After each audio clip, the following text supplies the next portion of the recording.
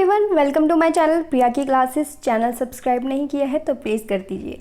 आज के इस वीडियो में मैं लेके आई हूँ सीटेट 2020 के लिए ईवीएस पोर्शन का क्लास 5th एनसीईआरटी से चैप्टर नंबर 3 और 4 एक साथ, दोनों के इम्पॉर्टेंट पॉइंट्स आपके सामने हैं।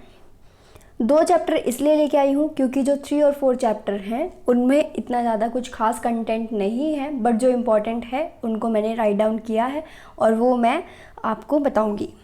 So let's start our topic. Chapter 3, चखने से पचने तक। आपके सामने एक डायग्राम बना हुआ है जीभ का।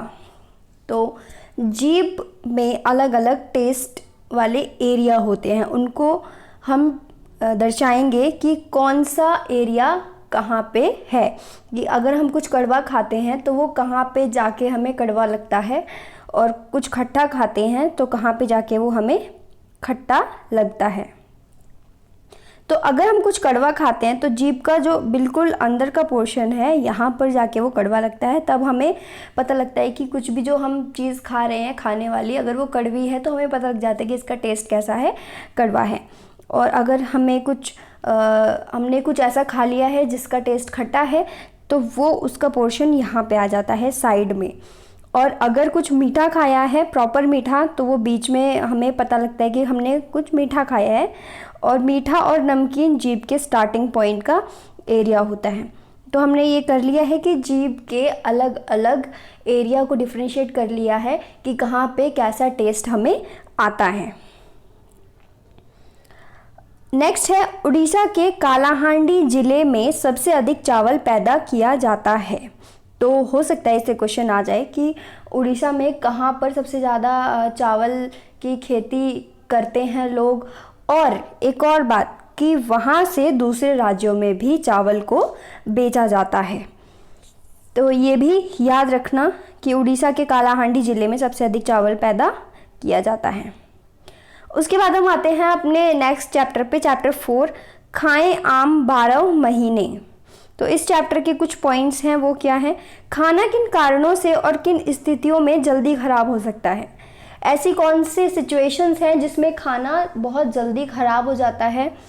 तो वो हैं, खाना बरसात और गर्मियों में जल्दी ख़राब होता है। गीली चीज़ें जल्दी और सूखी चीज़ें देर से ख़राब होती हैं। खाना ख़राब होने की स्थितियाँ क्या हैं?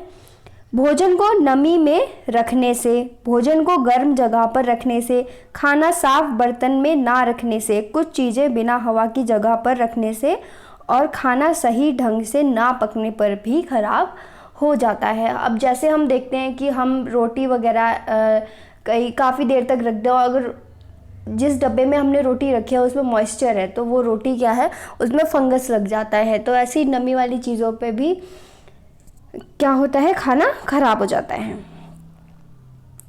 उसके बाद आपके सामने है कुछ चीज़ें दे रखी हैं खाने की, उनको बताना है कि हम इन्हें कैसे 1-2 दिन तक प्रोटेक्ट कर सकते हैं ख़राब होने से। तो दूध को कैसे कर सकते हैं?